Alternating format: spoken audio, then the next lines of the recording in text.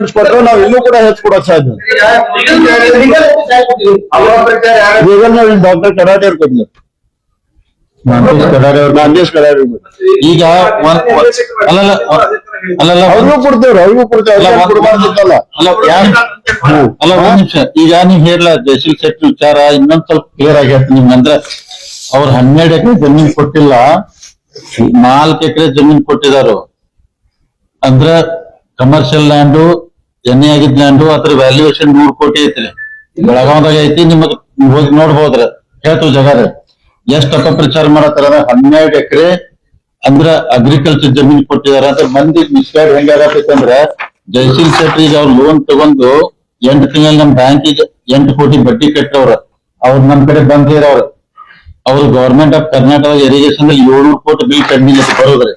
ಅವ್ರು ಹೇಳು first bill ಬಂದ ನಂತರ ಕೈ ಮುಗಿದ್ ನಿಮ್ ಬಿಸಿನೆಸ್ ಬ್ಯಾಂಕ್ ರೊಕ್ಕ ಕೊಟ್ಟಿದ್ದಾನೆ. ಇಡೀ ಕರ್ನಾಟಕ ತುಂಬ ನಮ್ಮ ಅಪಪ್ರಚಾರ ಆಗಿ ಎಲ್ಲಾರು ಕೇಳ್ತಾರ. ಯಾಕಂದ್ರೆ ನಾನು 8 ಕೋಟಿ ಬಡ್ಡಿನೂ ಕಟ್ಟಿ ನಿಮ್ ಬಿಸಿನೆಸ್ ಬ್ಯಾಂಕ್ ರೆಗ್ಯುಲರ್ ಆಗಿ ಸಾಲ ತಗೊಂಡ್ ನಾನ್ ನ್ಯಾಷನಲೈಸ್ ಬ್ಯಾಂಕ್ ಹೋದ್ರೆ 8.5% ಸಿಗ್ತಿತ್ತು. ಏನೋ ಇಲ್ಲಿ ಡಿಸಿಸ್ ಬ್ಯಾಂಕ್ ತಗೊಂಡ್ ಅವ್ರ ಲೋನ್ ಈಗ ಗವರ್ಮೆಂಟ್ ಅಮೌಂಟ್ ಬಂದು 700 ಕೋಟಿ ಬೇಕಾದ್ರೆ ಇರಿಗೇಷನ್ ದಾಗ MI ಮತ್ತು ಮೇಜರ್ ಅವ್ರು ಬಂದ್ ದುಡ್ಡು ಕಟ್ತಂದಾರ. 4 ಎಕರೆ 100 ಕೋಟಿ ವ್ಯಾಲ್ಯೂಯೇಷನ್ ಆಗ್ತೈತಿ. ಅಪಪ್ರಚಾರನ ಮಿತಿಮೀರಿ ಮಾಡತ್ತಾರ ರಮೇಶ್ ಕತ್ತಿ ಅವರು ಎಲ್ಲ. ಅಲ್ಲಲ್ಲ ಅವ್ರು ನೋಡ್ರಿ 100 ಕೋಟಿ ಜಾಗಕ್ಕೆ ಅವ್ರು ಅಷ್ಟ್ ಅಮೌಂಟ್ ತಗೊಂಡಾರ. ಆಮೇಲೆ ಅವ್ರಿಗೆ ಹೇಳವ್ರೆ ನಮಗೆ ಡಿಸಿಸ್ ಬ್ಯಾಂಕ್ ಮುಂದ್ ನಿಮ್ ಸಾವಾಸ ಬೇಡ ಅಂದಾರ ಅವ್ರು. ಯಾಕಂದ್ರೆ ಇಡೀ ಅವ್ರ ಮಂಗಳೂರು ಕುಂದಾಪುರ ಎಲ್ಲ ಟಿವಿಯಾಗ ಅವರೆಲ್ಲ ಕೇಳ್ತಾರ ಏನ್ ಮಾಡಿದೀನಿ ಅಲ್ಲಿ ಎಲ್ಲ ಟಿವಿಯಾಗ ಬರತ್ತೆ ಅಂತ ಹೇಳಿ. ಅದಕ್ಕೆ ಅವ್ರ ಫಸ್ಟ್ ಹೇರ್ ಅವ್ರು ಬಹುಶಃ ಮಾರ್ಚ್ ಒಳಗೆಲ್ಲ ದುಡ್ಡು ಕಟ್ಬಿಡ್ತಾರ ಅವ್ರ ಬೇಡ ನಾವು ಬೇರೆ ನ್ಯಾಷನಲ್ ಬ್ಯಾಂಕ್. ಅದಕ್ಕೆ ಅದು ಕ್ಲಿಯರ್ 4 ಎಕರೆ ಅಗ್ರಿಕಲ್ಚರ್ 3 ಎಕರೆ ಲ್ಯಾಂಡ್ ಐತಿ. ಇಲ್ಲೇ ಬೆಳಗಾವ್ ಐತಿ. ನೀವು ಜಾಗ ಬೇಕಾದ್ರೆ ಹೇಳ್ತೀನಿ. ಇಲ್ಲ ಬೆಳಗಾವದಾಗ ಐತ್ರಿ, ಎಣ್ಣೆ ಆಗೈತಿ, ಕಮರ್ಷಿಯಲ್ ಲ್ಯಾಂಡ್ ಐತಿ. ಅದು ನಿಮ್ದಾಗ ಸರ್ವೆ ನಂಬರ್ ಕೊಡ್ತೀನಿ, 100 ಕೋಟಿ ವ್ಯಾಲ್ಯೂ ಆಗ್ತೈತಿ.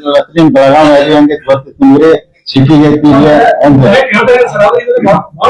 ಹೇಳ್ಬೇಕೈತಿ. ಈಗ ನೋಡ್ರಿ ಏನೇನು ಯಾರ್ಯಾರು ಮಾತಾಡ್ತಾರೆ ನೋಡ್ಲಿ. ನಾವ್ ಯಾಕಂದ್ರೆ ಮತ್ತೆ ಏನೋ ಬ್ಯಾಂಕಿಗೆ ಏನೋ ಪರಿಣಾಮ ಆಗಿಲ್ಲ, ಏನೇನೋ ಬ್ಯಾಂಕ್ ಒಳ್ಳೆ ದೃಷ್ಟಿ ನಡೆದ, ಬ್ಯಾಂಕ್ ಒಳ್ಳೆ ದೃಷ್ಟಿಯಿಂದ ಡೆವಲಪ್ಮೆಂಟ್. ಅಲ್ಲಲ್ಲ ಒಂದ್ ನಿಮಿಷ, ಒಂದ್ ನಿಮಿಷ.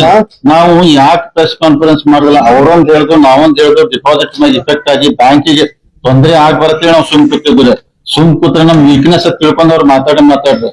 ಸುಮ್ಕುನೆ ಎಲ್ಲಾ ಲೀಗಲ್ ಏನ ಮಾಡಿದ್ರೆ ಅನ್ನ ಸ್ವಲ್ಪ ಬ್ಯಾಂಕಿಂಗ್ ನಾಲೆಜ್ ಇಷ್ಟ ಐತಲ್ಲ, ನಾವು ಫೋನ್ ಅಂದ್ರೂ ಕೊಡುದಿಲ್ಲ. ಅವ್ರ ಲೀಗಲಿ ಚೆಕ್ ಮಾಡಿ ಎಲ್ಲಾ ಕೊಡ್ತಾರು.